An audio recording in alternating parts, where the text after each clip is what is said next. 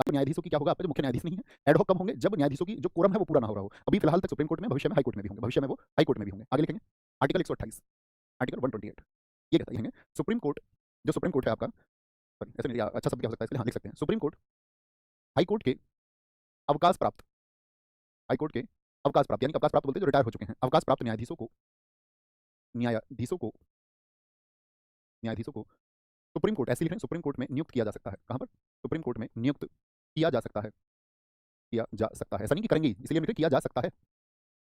Retire जजेस of जाता है, जैसे रिटायरमेंट की एज क्या है कि कोई, जैसे हाई कोर्ट में रिटायरमेंट की एज आप पढ़ेंगे 62 ईयर है, हाई कोर्ट में क्या है 62, और सुप्रीम कोर्ट में क्या है 65।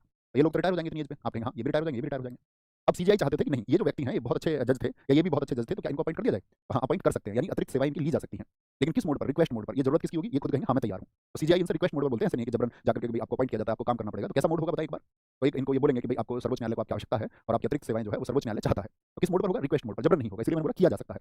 तो इंपॉर्टेंट क्वेश्चन आपके दिमाग में ये आना चाहिए कि जब ये सुप्रीम कोर्ट में 65 पर तो रिटायर हो जाते, तो ये अतिरिक्त सेवाएं दे रहे हैं तो इनको वेतन मिलेगा नहीं मिलेगा, तो सब कुछ इनको दिया जाता है। जो एक सर्वोच्च न्यायालय के न्यायाधीश को, जैसे कि आपका सर्वोच्च न्यायालय के न्यायाधीश को आप मान के चलिए कि उसको जो वेतन मिलता है वो 2.5 लाख रुपए मिलता है, मुख्य न्यायाधीश को 2,80,000, तो न्यायाधीश इनको बनाएंगे क्योंकि सीजीआई बना रहे हैं। अब सीजीआई ऐसा तो है नहीं अपनी जगह चीफ जस्टिस चुन लेंगे किसी को, है ना, तो आप कहेंगे जब इनको चुना जाएगा तो वो वेतन वेतन सब मिलेगा, लेकिन इनको जज नहीं कहा जाएगा, क्योंकि जज के रूप में तो समय सीमा निर्धारित है 65 वर्ष, इनको सुप्रीम कोर्ट का न्यायाधीश तब नहीं कहा जाएगा, बाकी सारी सुविधाएं मिलेंगी, लेकिन इनको उनके जो सेवाएं ली जा रही है उस दौरान इनको न्यायाधीश नहीं कहा जाएगा। ओके, बस इस बात का ध्यान रखना है, बात रखेंगे ठीक है।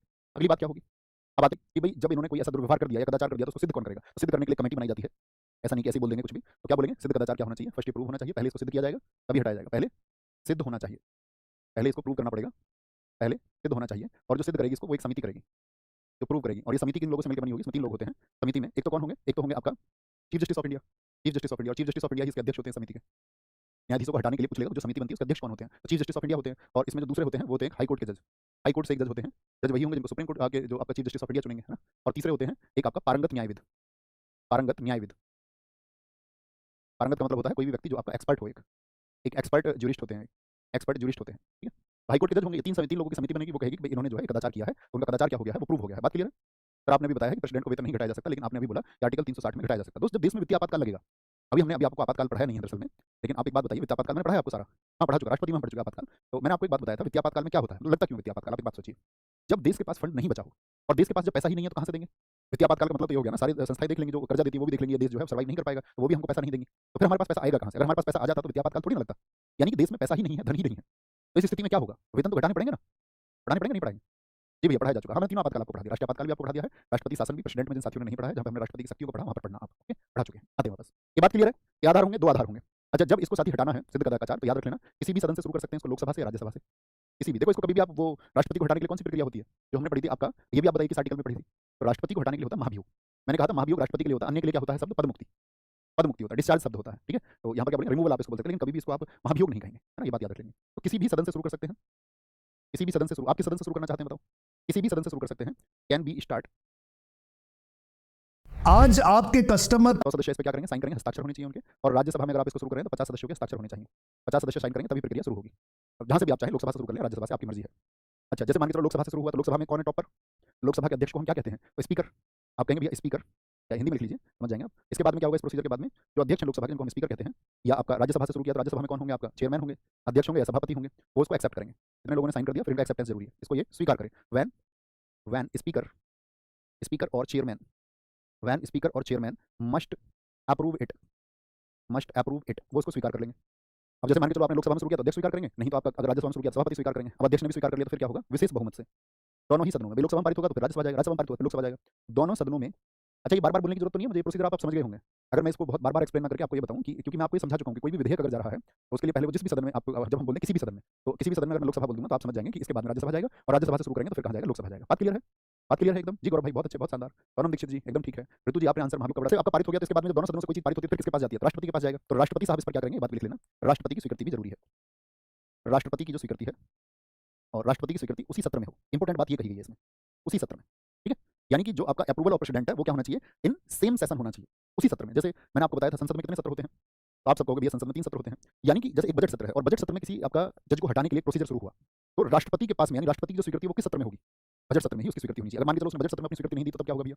तब स्थिति ये होगी कि अगले सत्र आ जाएगा और अगले सत्र में प्रोसीजर खत्म हो जाएगा, अगले सत्र में इसको फिर से शुरू करना पड़ेगा। तो बजट के बाद में कौन सा है? मानसून सत्र। अब मानसून सत्र में इस प्रक्रिया को चलाया गया और ऐसा हुआ मानसून सत्र भी एंड होने वाला था और राष्ट्रपति की स्वीकृति जो है वो उस सत्र में नहीं मिली, तो फिर ये प्रोसीजर रहेगा क्या? आप कहेंगे नहीं, ये प्रोसीजर फिर खत्म हो जाएगा। फिर कौन सा सत्र आएगा अगला? उसका नाम आप बताएं। तो आप कहेंगे फिर विंटर सेशन आता है, यानी कि शीतकालीन सत्र आएगा। तो शीतकालीन सत्र में फिर क्या होगा? तो यानी कि कहने का मतलब है अगले सत्र में जाता रहेगा, दोबारा प्रोसेस चलाना पड़ेगा अगर उसी सत्र में राष्ट्रपति ने अप्रूवल नहीं दिया।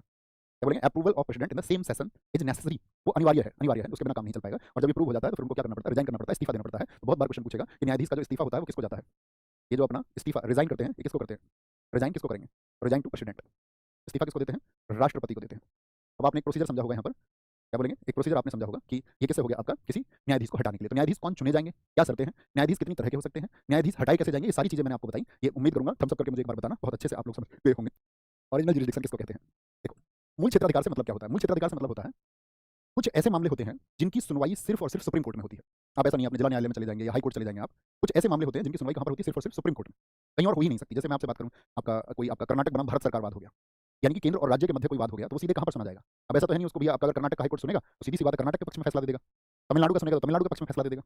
या ऐसा भी हो सकता है कि दो स्टेट के बीच में वाद हो, यूपी और मध्य प्रदेश के बीच में किसी बात को लेकर के कोई वाद विवाद हो गया, कोई डिस्प्यूट हो गया, यूपी और मध्य प्रदेश स्टेट के बीच में कोई भी वाद हो, किसी भी प्रकार का हो, वो जमीनी हो, जल का हो, किसी प्रकार का हो, तो आप क्या कहेंगे इसमें? तो अगर मध्य प्रदेश और हाईकोर्ट एक दूसरे के लिए आपका पार्शली बिहेव करेंगे, नहीं करेंगे, पक्षपातपूर्ण करेंगे, व्यवहार नहीं करेंगे, करेंगे, बिल्कुल करेंगे। ऐसा मामला भी कहाँ सुना जाना चाहिए? सुप्रीम कोर्ट में सुना जाना चाहिए, हाँ या ना? कुछ मामले ऐसे होते हैं जिनके लिए आप हाई कोर्ट और सुप्रीम कोर्ट दोनों में जा सकते हैं। जैसे मैंने आपसे क्वेश्चन पूछना है कि जब मौलिक अधिकारों का हनन होता है तो सुप्रीम कोर्ट 5 तरह की रिट जारी करता है, वो किस आर्टिकल के तहत जारी करता है? क्या मौलिक अधिकारों के हनन पर आप सिर्फ सुप्रीम कोर्ट जा सकते हैं या हाई कोर्ट को भी ऐसा अधिकार है? तो आप बोलेंगे जी, दोनों को अधिकार है। यानी मौलिक अधिकारों का हनन हुआ तो आर्टिकल 226 से हाई कोर्ट भी रिट जारी कर सकता है और आर्टिकल 32 के तहत सुप्रीम कोर्ट भी रिट जारी कर सकता है। यानी उन मामलों को सीधे सुप्रीम कोर्ट और चाहे तो हाई कोर्ट में सुना जा सकता है। इसी के आधार पर इसकी कैटेगरी बनाई गई मूल क्षेत्राधिकार, ओरिजिनल जुरिसडिक्शन। क्या हो गया? देखेंगे अब इस बात को जो मैंने आपको समझाया। इनमें वे मामले होते हैं, इनमें वे मामले आते हैं जिनकी सुनवाई सीधे सुप्रीम कोर्ट में होती है। सीधे होता है, वो हो सकता है राज्य बनाम राज्य, स्टेट वर्सेज स्टेट, दो राज्यों के बीच का स्टेट वर्सेज स्टेट कोई मामला हो सकता है। तो सिर्फ 3 तरह के मामले हैं जो साथी एब्सोल्यूट होंगे आपका, यानी कि अत्यंतिक मांगे। इनकी मामले की सुनवाई कभी भी हाई कोर्ट में नहीं की जा सकती है। हाई कोर्ट में क्यों नहीं की जा सकती है बात मैंने अभी आपको विस्तार से समझाई। बात क्लियर है? यानी कि केंद्र और राज्य के मध्य कोई झगड़ा है, केंद्र और राज्य एक पक्ष में है और उनके खिलाफ में कोई राज्य है, या राज्य के खिलाफ में कोई राज्य है। 3 ही स्थितियां इसकी हो सकती है और इन तीनों को डाल दिया गया कि कहीं कोई हाई कोर्ट आपका पक्षपात ना करे, इसलिए इनको अत्यंतिक में। अन्य जो भी मामले हैं वो सारे के सारे किसमें हैं? बात क्लियर है? अजय कुमार जी बहुत शाबाश, बहुत शानदार, बहुत शानदार। समझ गए ना दोनों बातों? यहाँ पर क्या होगा? केंद्र और राज्य एक साथ आ गए। भारत यानी कि आपका union of India, UP and MP, यहाँ पे दोनों एक पक्ष में हो गए। यहाँ पर सिर्फ केंद्र एक पक्ष में, यहाँ पे एक पक्ष में सिर्फ राज्य और राज्य के खिलाफ राज्य। छोटी सी बात की बात क्लियर रहेगी। इसको बोलते हैं मूल क्षेत्राधिकार, हमेशा क्लियर रहेगा। फिर आता है सर्वोच्च न्यायालय का, कोर्ट में अपील कर सकते हैं। हाई कोर्ट में भी किसी मामले की सुनवाई सही तरीके से नहीं हुई है तो आप कहाँ अपील कर सकते हैं? तो आप कहेंगे हम सुप्रीम कोर्ट में अपील कर सकते हैं। इसलिए मैंने आपसे कहा था कि सुप्रीम कोर्ट जो है वो आपका अंतिम अपील है, यानी कि फाइनल अपीलेट है, ठीक है। और सुप्रीम कोर्ट कौन सा फाइनल अपीलेट है? जो दिल्ली में है। यहाँ पर बताया था मैंने सुप्रीम कोर्ट का स्थान कहाँ पर होगा? दिल्ली में होगा। आर्टिकल 130 इस बात को कहता है कि सुप्रीम कोर्ट का जो स्थान है वो कहाँ पर होगा? वो दिल्ली में होगा, ठीक है, सुप्रीम कोर्ट।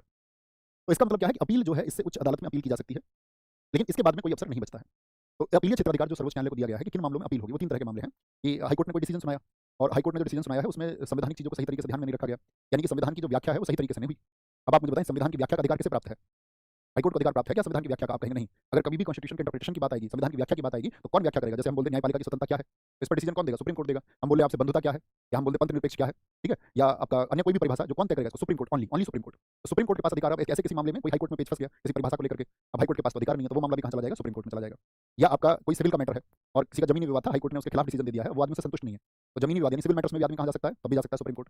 आपराधिक मामला हो सकता है कोई, जैसे किसी व्यक्ति को आपका 10 वर्ष की सजा या उससे ज्यादा की सजा सुना दी गई है, यानी आजीवन कारावास सुना दिया गया है हाई कोर्ट के द्वारा, और वो हाई कोर्ट के फैसले से संतुष्ट नहीं है, तो वो कहाँ जा सकता है? सुप्रीम कोर्ट में अपील कर सकता है। सुप्रीम कोर्ट में क्या कर सकता है? अपील कि भाई 10 वर्ष का जो मुझे कारावास सुनाया गया गलत है। देखो 10 वर्ष या उससे ज्यादा के में ऐसा नहीं है तुमको 6 महीने की सजा सुनाई गई चोरी में या 1 वर्ष का कोई सजा सुनाई गई और आप बोलोगे नहीं मैं तो सुप्रीम कोर्ट जाऊंगा। नहीं, सुप्रीम कोर्ट बड़े मामलों के लिए, ऐसा नहीं आप अपने चोरी चकारी के लिए मुझे इसने छेड़ दिया उसने छेड़ दिया मैं सुप्रीम कोर्ट चल लेता हूँ, तो ऐसे मामले बना दिए गए क्रिमिनल केसेस कैसे जिनमें सजा का प्रावधान 10 वर्ष या उससे ज्यादा है, तभी आप जा सकते हैं सुप्रीम कोर्ट, अदरवाइज आप नहीं जा सकते। बात क्लियर? ठीक है। तो सुप्रीम कोर्ट के इसको बोलते हैं अपीलीय क्षेत्राधिकार। तो क्या चीजें मैंने आपको बताई?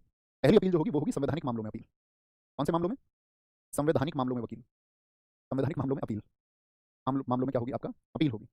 अपील इन अपील, जैसे कि आपका जमीन का मामला हो गया, आपका जमीन मैंने बोल दिया, विवाह का मामला हो गया, अंशु मिश्रा जी ने बहुत अच्छा लिखा है, डाइवोर्स का मामला हो गया, ठीक है, डाइवोर्स का मामला हो गया। अभी मैं एक मैडम की एक वीडियो आई मेरे पास में, वो मैं देख रहा था। आजकल पॉडकास्ट का चलन बहुत ज़्यादा है ना, आपने देखा होगा। आजकल सब लोग पॉडकास्ट में बैठ रहे हैं, जिसको कुछ पता है या नहीं भी पता है, बस पॉडकास्ट में बैठ जाओ तो ऐसा लगता है कि ये कोई विश्लेषक व्यक्ति है और बड़े ज्ञानी व्यक्ति होंगे। गली मोहल्ले के लड़के भी पॉडकास्ट कर रहे हैं, ठीक है, जो कभी माइक नहीं पकड़ सकते थे, तो पॉडकास्ट चलन बहुत है आजकल। तो कल मैं डिवोर्स के ऊपर जैसे आपने देखा तो मुझे भी ध्यान आया, तो उसमें मैं सुन रहा था एक महिला कह रही थी कि डिवोर्स शब्द जो है ये तो अंग्रेजों का है और तलाक शब्द जो है वो मुस्लिमों का है, सनातन में तो कोई ऐसा शब्द ही नहीं है। तो आजकल ये हो रहा है कि पॉडकास्ट में बैठ के माइक पर कोई कुछ भी बोल देता है। मतलब उन्होंने बोला कि मतलब जो हिंदू हैं उन्होंने ऐसा, जब कोई व्यापक महत्व का प्रश्न हो, जब कोई व्यापक महत्व का मतलब इंडिविजुअल का उसमें हित शामिल ना हो, एक बड़े स्तर का बहुत बड़े वर्ग का हित उसमें शामिल हो, जब कोई व्यापक महत्व का प्रश्न हो, व्यापक महत्व का प्रश्न हो तो सुप्रीम कोर्ट में वो अपील की जा सकती है when there is a question of when there is a question, व्यापक महत्व क्या बोलेंगे, when there is a question of, हाँ, of wider importance, wider importance, मतलब बड़े महत्व का कोई प्रश्न है सिविल मैटर में, तो वो हाई कोर्ट, सुप्रीम कोर्ट ले जाया जा सकता है। तीसरा मैंने बोला आपराधिक मामलों में, आपराधिक मामलों में appeal, appeal in criminal matters, criminal matters, जैसे कोई अधीनस्थ न्यायालय था, सबॉर्डिनेट कोर्ट, सुप्रीम कोर्ट के लिए तो सभी अधीनस्थ हैं, उसके लिए तो हाई कोर्ट भी अधीनस्थ है और डिस्ट्रिक्ट कोर्ट भी अधीनस्थ है। तो अधीनस्थ न्यायालय ने क्या किया है, कोई दोष मुक्ति थी, एक्विटल था कोई, लेकिन अधीनस्थ न्यायालय ने क्या किया, उस दोष मुक्ति को बदल दिया आपका मृत्युदंड में। शुरुआत में यही था, मृत्युदंड में बदल दिया हो उसको। अब तो ये हो गया है कि 10 वर्ष भी बाद में उसमें जोड़ दिया गया, 10 वर्ष सजा हो गई हो, या आपका, या उससे ज़्यादा, प्लस लिख लेना, प्लस लिख लोगे तो आसान हो जाएगा। यानी कि जो आपका सबॉर्डिनेट कोर्ट था उसने क्या कन्वर्ट कर दिया, subordinate court converts acquittal, acquittal to death sentence. मृत्युदंड को क्या बोलते हैं, डेथ सेंटेंस, डेथ सेंटेंस और 10 ईयर्स इंप्रिजनमेंट, 10 ईयर्स इंप्रिजनमेंट, और इससे बड़ी कोई भी सजा हो, चाहे वो आजीवन कारावास, चाहे लाइफ इंप्रिजनमेंट हो, तो उस सब के लिए भी आप कहाँ जा सकते हैं, आपराधिक मामलों में। भाई उन्होंने बोल दिया कि आपको मृत्युदंड मिलता है, डिस्ट्रिक्ट कोर्ट ने सजा सुना दी, तो इसके बाद में कहाँ जाएंगे, हाई कोर्ट, हाई कोर्ट के बाद में कहाँ जा सकते हैं, सुप्रीम कोर्ट। लेकिन इससे छोटी सजा के लिए नहीं, बहुत सारे लोगों ने बताया कि भैया आपका समवर्ती का मतलब क्या होगा, अभी बताया ना दोस्त, बहुत बढ़िया, बहुत शानदार सर, मेरी क्लास है कहीं और, तो आप वो कर सकते हैं जाकर के।